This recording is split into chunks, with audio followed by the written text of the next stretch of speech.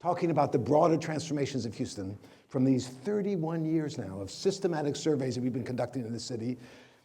I tell people I get unfairly credited with having planned to study Houston. It was a one-time survey. Back in 1982, Houston was booming. 1 million people moved into Harris County between 1970 and 1982. We were adding 1,300 people a week. The price of a barrel of oil went from $3.20 to $32.50 by 1980. Houston's prime industrial products increased tenfold in value. No lessening world demand. Boom town America. It was also a city, of course, world famous for having imposed the least amount of controls on development of any city in the Western world. We Houstonians proclaimed ourselves to be the epitome of what Americans can achieve when left unfettered by zoning, government regulation, excessive taxes. So this booming economy, but growing concerns about traffic and pollution and crime. It was a one-time survey. Never occurred to us to do it again. 2 months later, the oil boom collapsed. And by the end of 1983, 100,000 jobs were lost in this booming city. We said, my gosh, we better do this survey again. And for 31 years, my students and I have been taking a representative random sample of Harris County residents, reached by random telephone numbers, a random adult in each random household, asking people with identical questions over the years, how do you see the world? What is happening in your life? And we have sat back and watched the world change. Patrick Miller said, this is the center of the universe.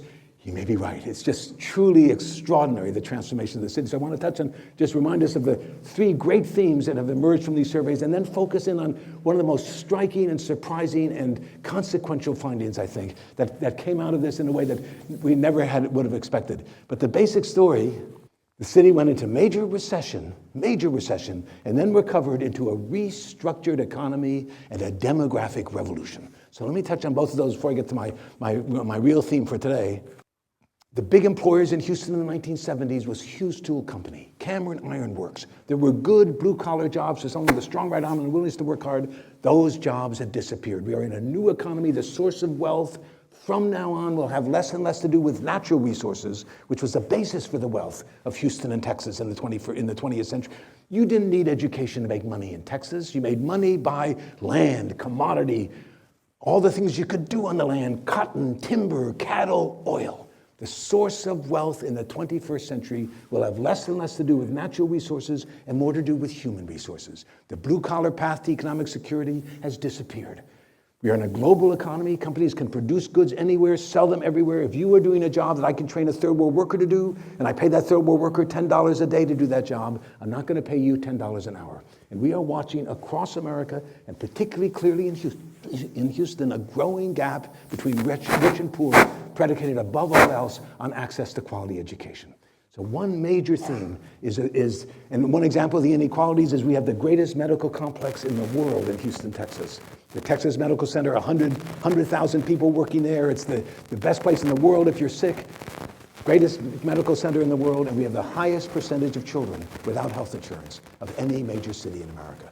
The central challenge for Houston and America is to restore the equalizing institutions that used to ensure that most Americans could share in the prosperity of the country. So one great theme that we've been watching is this growing inequality predicated on education.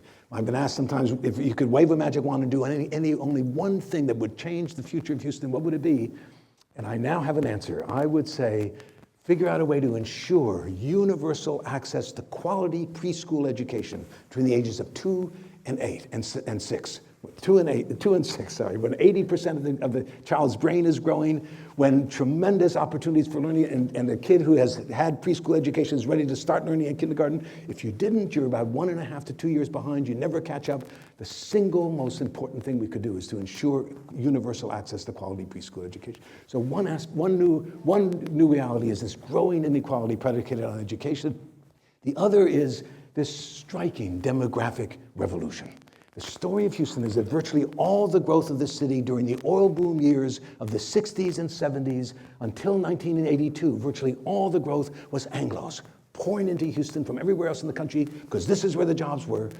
After 1982, with the oil bust and the oil boom collapse of 1982, for the last 30 years, all the growth of Houston has been non-Anglo growth.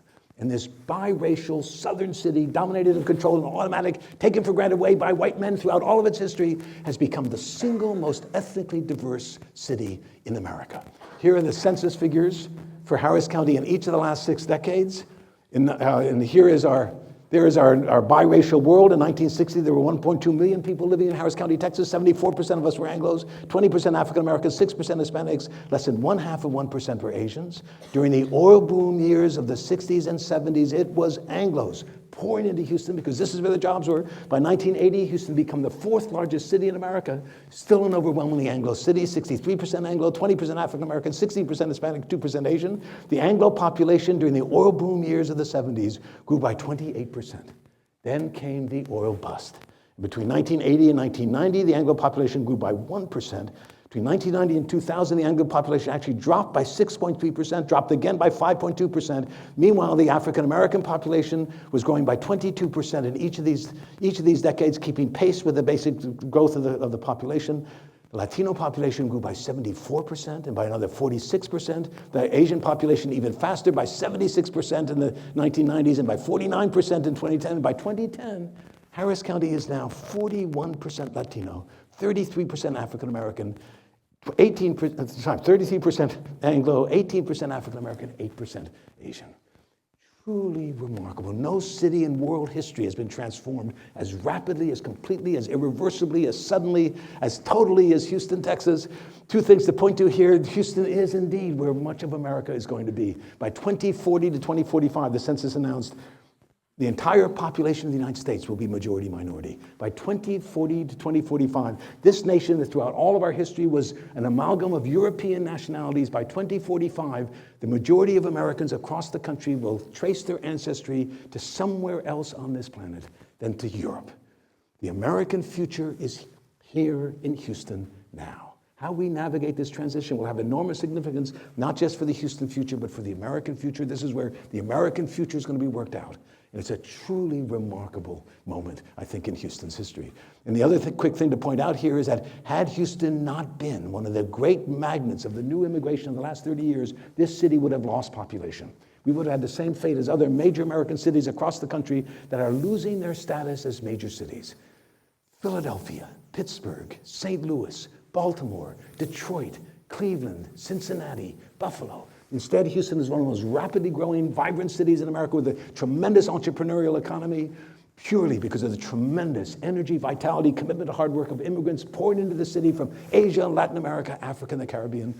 No city has benefited more from immigration than Houston, Texas. And it's interesting, it's not surprising, but ironic to see the anti-immigrant attitudes in this city when you think about how dramatically we have benefited from that immigration. And then just let me show you very quickly some pictures.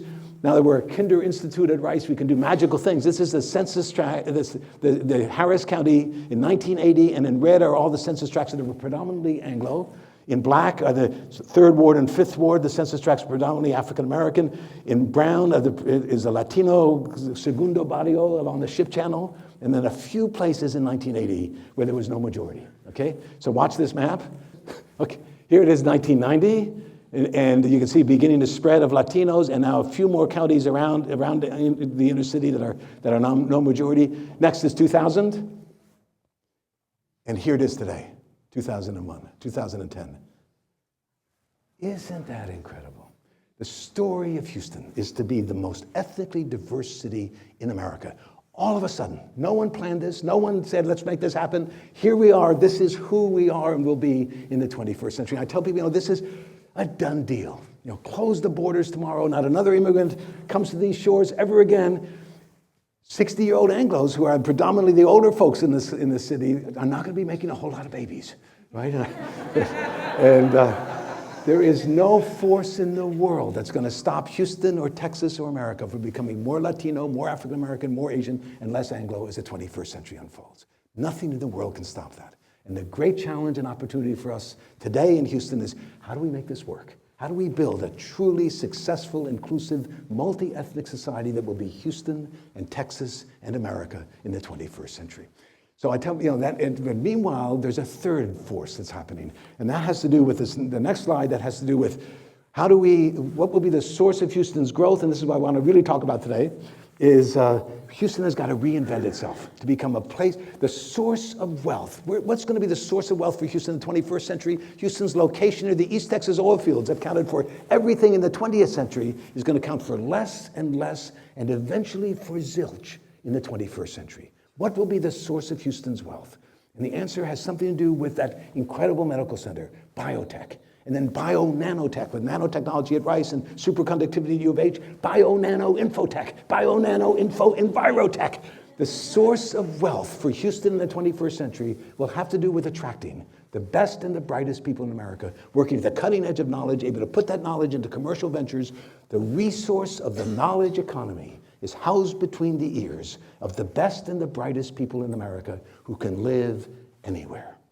And suddenly, quality of life issues, turning Houston into a destination of choice, a beautiful place, a place where people who can live anywhere will say, I want to live in Houston, Texas, has now become central to Houston's ability to attract the capital that will grow the industries of the 21st century. And it's a fascinating thing to watch this 19th century business-oriented city coming to grips with the 21st century. I could go through all of these things. I don't have time. I want to touch on one central, surprising finding as a city is in the process, I think, self-consciously of reinventing ourselves for the 21st century.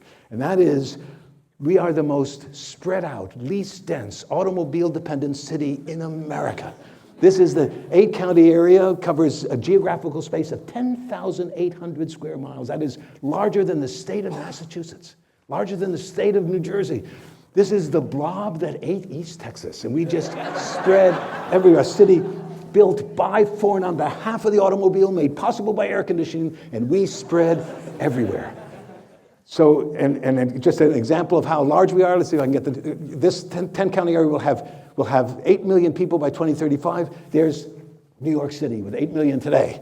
You can see all of it could fit inside the Loop 610. And the city of Houston covers 620 square miles. Do you know how big that is? There's Manhattan. You could put inside the city limits of Houston, Texas, the city of Houston, simultaneously, I kid you not, the cities of Chicago, Philadelphia, Baltimore, and Detroit. Those 4 cities fit inside the city limits of Houston. We have built a world predicated on the automobile, predicated on suburban living, predicated on large houses with big yards and total dependence on the automobile. And we've been asking a series of questions over the years. And here's one of them. We said, if you could choose to live in any kind of housing that you wanted, what would you prefer? In 2008 and 2010, 58% said, I would like to live in a single-family house with a big yard, thank you very much, even if I have to drive most of the places I need to go.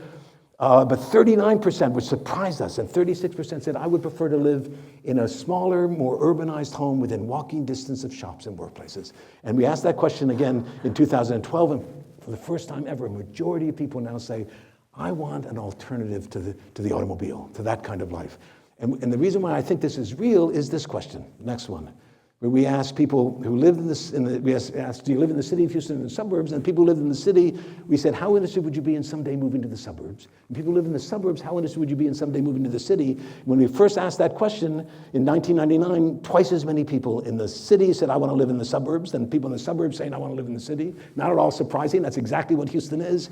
And then we were watching these changes, and there was a big jump here in 2004. What happened in 2004 that began to focus people's minds on downtown Houston? Because up until that point, downtown was a place you worked if you had to, but you went out to the suburbs to live. 2004, 2 things happened. Number 1, the light rail was inaugurated. Right? And number 2, the Super Bowl was played in the brand new Reliance Stadium. And suddenly there was a new interest in downtown. I said to people, I bet you it's going to come back down after the excitement of the Super Bowl is over, and it did. And then somewhat to our surprise, watching increasing positive reviews, so that today, for the first time ever, more people living in the in the suburbs of Houston say, I would like someday to live in the city, than people living in the city saying, I would like to live in the suburbs. And it is a sea change, we think. It's a central new way of thinking about how do we accommodate the next 1 million people who will be moving into Harris County? How do we respond to this? We were trying to figure out what percentage of Houstonians really have the option of living within walking distance of shops and workplaces and with easy access to light rail. And we figured maybe 7-8% of Houstonians. Over 50% are looking for that kind of possibility. And so our question then, because we are sociologists, is who are those folks in the suburbs who say, I'd be interested in moving to the city, compared to those who are in the suburbs who say, I'm happy where I am, thank you very much. And there are two forces that have turned out to be important here that are really interesting, I think. Number one is urban amenities. We have spent, believe it or not, over $6 billion in public and private monies in the last 15 years on downtown revitalization. On building that light rail that's now 7 miles, going down to 20 miles, on state-of-the-art sports venues. We are one of the few cities in the world that has world-class ballet and symphony and opera and repertory theater. We have a massive expansion of the museum district. Suddenly, the downtown is fascinating and interesting. And so one of the most powerful predictors in the next slide is how often do you make use of these urban amenities? And so this is in blue are the people, the Anglos in the suburbs who say, I'm not interested, I'm happy where I am. And then those who say, I'm somewhat or very interested in moving to the city. And you can see this is how often do you make use of Houston's downtown restaurants or nightlife? How often do you visit Houston's museums or live theaters? How often do you attend professional sporting events? All three of these cumulative come together. The people in the suburbs who are taking advantage of the new amenities in the cities are saying, I would like someday to live in the city.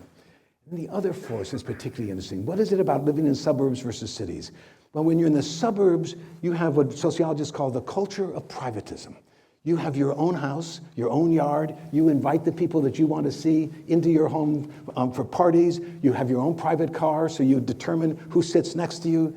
It's a private world. It's a world under control, whereas the city, you're sharing public spaces. You're going to parks. You're using mass transit. You're enjoying and insisting on better street life and walking with strangers and people who you don't know and are maybe not comfortable. So it turns out measures that have to do with just comfort with this remarkable new city of ours has a lot to do with interest in moving to the city. And let me just show you three key things here very quickly. This is, do you think the increasing ethnic diversity in Houston will eventually become a source of great strength for the city or a growing problem? And 93% of the Anglos in the suburbs who say, I'd be interested in moving to the city, say it's going to be a source of great strength. 42% of the Anglos who say, I'm happy in the suburbs, say it's going to be a source of real problem. Do you think that most people receiving welfare benefits today are taking advantage of the system, or are they really in need of help? And the percent who say they're really in need of help, 63% of those who are interested in suburbs say welfare recipients are really needing help. 74% of the Anglos who are happy in the suburbs say they're taking advantage of the system. And then another question that seemed to have nothing to do with downtown living. Are you in favor or opposed to allowing gays and lesbians to serve openly in the military? 83% of those interested in downtown are for it, 43% are against it. It's interesting. I mean, it really does have to do with comfort with this new world, where people are going to sit next to me that will not look like me, will not have the same proclivities as me, well, maybe much less income than me. How do I feel about that? And comfort with that diversity across the board, this tremendous, has a lot to do with this new interest in moving downtown. And the reason why I think it's operating is because every measure we have in our surveys over these years has shown increasing comfort with this diversity. Let me just show you very quickly these last two things. I know I may be going over here. It's subtle but real, right? These are the questions. The increasing ethnic diversity will eventually become a source of great strength for the city. Goes from 63, 64, 61 to 69% today. Most poor people in America today are poor because of circumstances they can't control rather than because they don't work hard enough. Percent saying because of circumstances they can't control goes from 60% to 72%. And then most people who receive welfare benefits are really in need of help, jumps from 30% to 41%. And then every single measure of gay rights has shown systematic increasing support for what about allowing gays and lesbians to serve openly in the military? Goes from 54% to 66%. Homosexuality is morally acceptable, or it depends, rather than I believe homosexuality is morally wrong, goes from 40% to 61% the last time we asked that question. And then what are homosexuals being legally permitted to adopt children? Only 28% were in favor in 2000, going to 49 and 43% more recently. We are in an extraordinary city at the forefront of the fundamental transformations of America. And I was talking about psychologists talk about something called the psychology of inevitability. If there is something happening in my world that I'm not happy with, that I would never have chosen, no one consulted with me before all these things happened, and here it is, and I become convinced there's nothing I can do to stop it. This is going to be the future of my city and my life, whether I like it or not. It triggers in the human psyche a rethinking. maybe this is not such a terrible thing. Maybe we can make this work. Maybe I can make money off of this. And you can see a city, I believe, reinventing itself and coming to grips with this remarkable new reality. And I'll end this with one other kind of interesting point, is that the single most powerful predictor among Anglos of comfort with diversity and all the different measures that we have, the single most powerful predictor is age. Younger Anglos are just far more comfortable with all of this than us older Anglos. And here are a quick indication of that. Here are 4 different age groups of Anglos, right? 18 to 29, 30 to 44, 45, 59, 60 years or older. Do you think Houston's increasing ethnic diversity will eventually become a source of great strength for the city or a growing problem? 70 down to 53. The increasing immigration in this country today mostly strengthens American culture or mostly threatens American culture. Percent saying it mostly strengthens American culture goes from 60 to 47 to 46 to 36% among Anglos over 60. Large numbers of undocumented immigrants have been coming to Houston in recent years. How serious a problem do you think that is for the city? Percentage say it's not a very serious problem for Houston. Drops from 53 to 36%. Are you in favor or opposed to granting illegal immigrants a path to legal citizenship if they speak English and have no criminal record, and a systematic dropping of support? But even so, among us older Anglos, 53% are in favor. I tell people, younger. Another question I didn't bring here. We asked Anglos, have you ever been involved in a romantic relationship with someone who is not Anglo? And 58% of those under 40 said, yes, thank you very much for asking. Yes, indeed, I have. And it drops to 7% among Anglos over the age of 70. And it's a reminder that Anglos grew up in a different world than younger Anglos. And it also holds with questions about gay rights. Let me just show you that very quickly. Allowing homosexuals to teach in the public schools. Do you have a close personal friend who's gay or lesbian? This turns out to be the most powerful predictor of support for gay rights. So I tell my gay friends, come out of the closet. Let people know. We all have close personal friends, whether you know it or not. Are you in favor or opposed to homosexuals being legally permitted to adopt children? Homosexual marriages should be given the same legal status as heterosexual marriages. So it's, wow, I mean, what a fascinating city. We are in the midst of just fundamental changes. The new pro-growth strategies for this city have to do with massive improvements in education to avoid the development of an underclass of people cut off from the opportunity to earn enough money to support their families because they don't have the educational credentials that in today's world is absolutely critical. We are in a world where this ethnic diversity is the hallmark of who we are, and how do we manage this and make it work and build a truly inclusive, successful, equitable, multi-ethnic society? And then how do we reinvent ourselves to be a city where people who can live anywhere will say, I want to live in Houston, Texas. And we end this with those 2 wonderful sources of wisdom from ancient China. One is that famous Chinese curse. In the old days in China, when you were angry at someone, people would say, darn you, may you live in interesting times. Meant as a curse. I don't think there have ever been more interesting times than right here and right now. And then there's that wonderfully insightful way that the Chinese language renders the word for crisis.